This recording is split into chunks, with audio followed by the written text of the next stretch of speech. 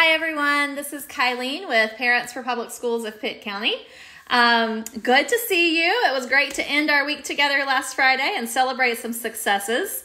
And today, Virginia Gaynor, Director of Exceptional Children with Pitt County Schools, has asked that we do a bit of a chat with her so folks can know what's happening in terms of students who have been identified as exceptional children. So we're going to try something a little different. I'm obviously working from home. Ms. Gaynor is obviously working from home. So I have her on a Zoom call, and we're going to Facebook Live the Zoom call. So you're going to kind of see my face go back and forth a bit, and we're going to hope this works. If you have a question that you would like to type that in right here on our Facebook Live, and we'll have Ms. Gaynor answer it. So I'm going to come over to Ms. Gaynor. First technical difficulty. Okay, so welcome, Ms. Gaynor. Thank you for being here with us today. Well, thank you for having me. Absolutely. So I would imagine that as we've moved to a virtual world of learning, that you and your staff have made tremendous efforts to make sure that all students are included in this new virtual learning. So I wonder if you could talk a bit about what you and your staff have done to prepare for some of the students who are, especially those identified as exceptional children. Yes, thank you. We've worked in concert with other leaders within the district to provide the platforms and the accessibility for students that have IEPs, because students that have IEPs are general ed students first. So in partnering with that, everything that the general ed did, we did. We worked closely with them. The first 2 weeks of school was providing academic engagement activities. We worked in concert with them. We went and posted things on our website and web page, materials that parents and teachers could use to connect to children. And then we also made hard copies for those families that didn't have access. The families parents could come out of school or during the time that they were getting their lunch to get the activities that align with their IEPs, so that all our children would have some level of academic support and engagement.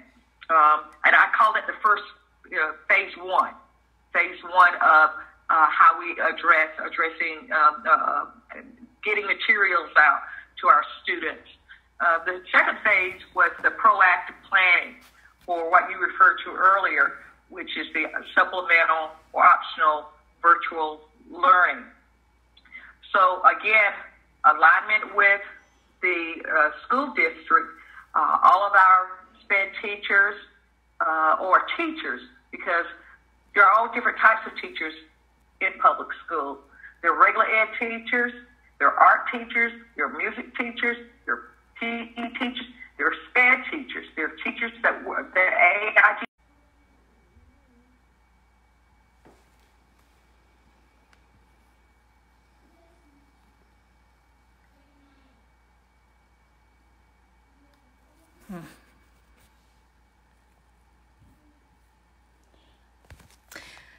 Okay, we have lost Ms. Gaynor for just a minute, but I think she's back. Here we go.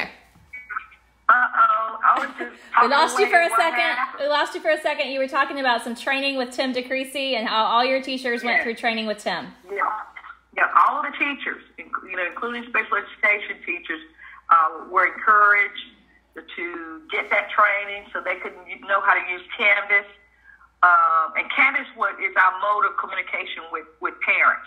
That's where we upload our lessons. That's where we make announcements of what will occur that day or that week. So special education teachers took that training. In addition, what we did to drill down a little bit more, because we heard from our special education teachers that they needed even more training as it applies to teaching lessons using that platform. So some of our district staff leaders, Mary Peel and Amanda Wiggs, trained teachers even more on how to set up lessons.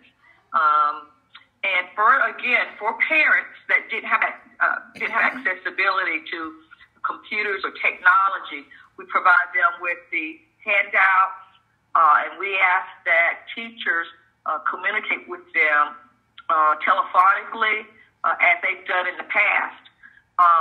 And again, make all attempts to engage not only the students, but also the parents in that work relationship. But more importantly, just to let children know that they are not forgotten and we care about them.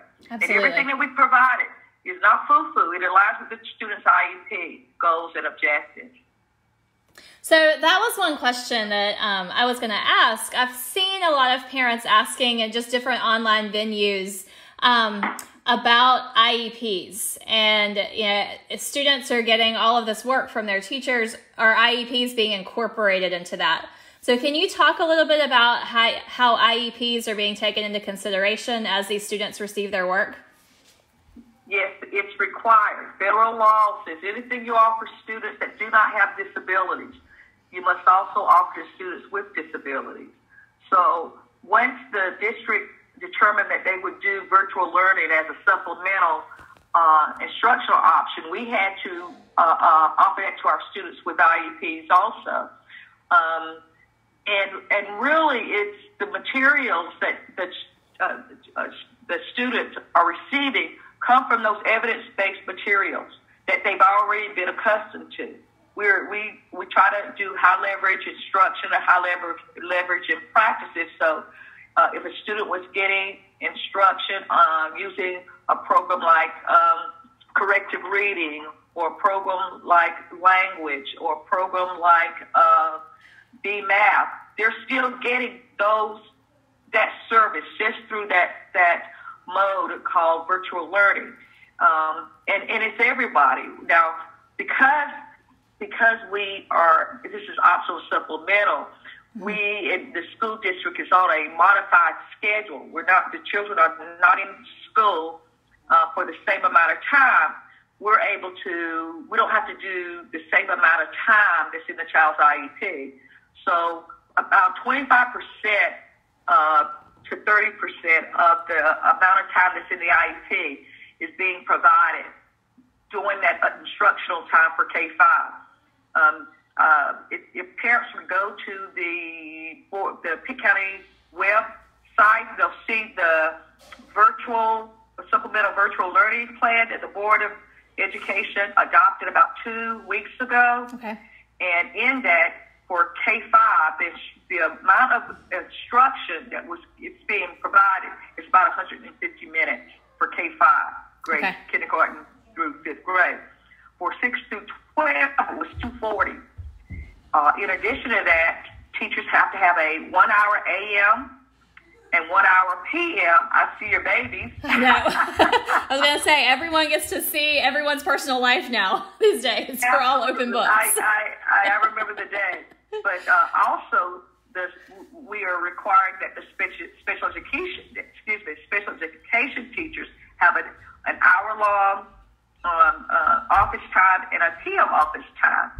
So, the key word is collaboration, working with the general ed teacher or the regular ed teacher within those instructional blocks that I just mentioned. K-5 is 240. K-5 is 180 minutes, and 612 is 240. So within that instructional block, the special education service has to be provided. In addition to our related services, so it's speech language, occupational therapy, physical therapy if the child needed that, deaf and hard of hearing students, visually impaired students, even our homebound students. No child has been left behind.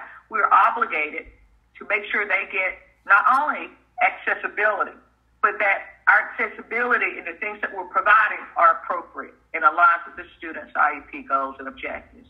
Sure. So, you've used that word collaboration a lot in our conversation before we got on Facebook Live, and you've used it some here. And we've been talking at Parents for Public Schools about how parents really have to engage in a different way right now, but there's still opportunities to engage. So what would you say to parents of students who have been identified as exceptional children is the best way for them to engage right now with their children, their teachers, folks like you? How do we keep these parents connected? What's your advice for them? Well, I think the mode of communication should generally be the same and add on. I mean, so whatever you used in the past, if you use texting, if you use phone calling, teachers, if you're using, well, for me, I get texts, I get emails, I get letters, I get all kinds of modes for parents that contact me. Those should be the same. And in addition to, again, using the Canvas platform to send messages, because all of our children receive devices, one per household. There may be, in some cases, maybe households got more than one, but they have their Chromebooks to do their communication and instruction. You can use that. What I hope and feel has happened is that those relationships that special education teachers have gotten enhanced. This is a time of really recognizing how important school and the structures of school and the habits of school and our children are. And even though it's taken us to a different mode of delivery, those relationships and those things that connect the teachers and parents together are to me, are even more important. Because our kids need that. Parents recognize this, that the teachers are sort of the secondary parents when they allow us and entrust us as public educators to have their children for the 5, 6, 7 hours a day that we have them. So again, whatever way you've communicated in the past, you can continue to do that, but the add-on would be, of course, using the Canvas platform to send messages. Yeah. I think we've noticed some really unique opportunities with this whole experience, that there are definitely some challenges, but there are these great opportunities to build resilience in our students and to build relationships. Like you were talking about, we really have to focus on those relationships with teachers. So parents, I hope that you'll listen to that and just know that that these teachers, no matter who they are, whether they're the special ed teachers or the art teacher or the regular classroom teacher, that they're ready to engage with you and to continue building those relationships. Is there anything you want to add before we go offline, Ms. Gaynor? Yes, thank you again, Colleen, for allowing us to share with the parents on the things that we've been doing. I hope they see the emphasis of the hard work that the educators, public educators have put in to support their children and support their families. If you want more information about what we're doing, one of the places you can go is, again, Pitt County Schools, the website. Go to COVID.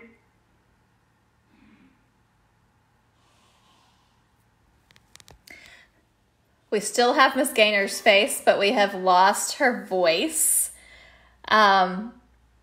So I believe she was telling us, just make sure that you're visiting Pitt County Schools website and going to any of that COVID-19 information. And you can get information about what's happening for all students, but particularly based on this conversation, students who are identified as exceptional children. Also, I know that Ms. Gaynor, she readily says that she has an open door policy. So if you have any questions, I know that she would be happy to answer your questions. Her email address can be found on the Pitt County Schools website, and you're welcome to contact us to get connected as well. Ms. Gaynor, I don't know if you can still hear me, but we are so thankful that you were with us today. Thank you for taking care of all students in Pitt County and for making an effort to connect with parents about how things are going. We are so thankful for you and all Pitt County Schools staff. So thank you for being here. Thank you. You're doing a wonderful job. And, I'm going to continue to roll out resources to you. You've done a really good job getting them out there in the community also. So we appreciate that too, man. Yeah, thank you for your partnership. And for all of you that were watching today, I see Kim McIntyre popped up and Clarissa Lee said hello and thanks for keeping families in the know. Yeah. So hi from Clarissa. Hello, everybody. I'm a dinosaur around here in public ed, so I know those folks. I know them we're children. So thank you to all of you who have joined us today. Feel free to share this video. And again, Miss Gaynor is an open book. She's ready for you to contact her if you have any questions. So feel free to do that after this call. Good luck with the second week of virtual learning, parents. You're doing awesome. Give yourselves a high five. You're doing amazing. So whatever you get done with your children is enough, and you are enough. Keep that in mind. Have a great day. Bye.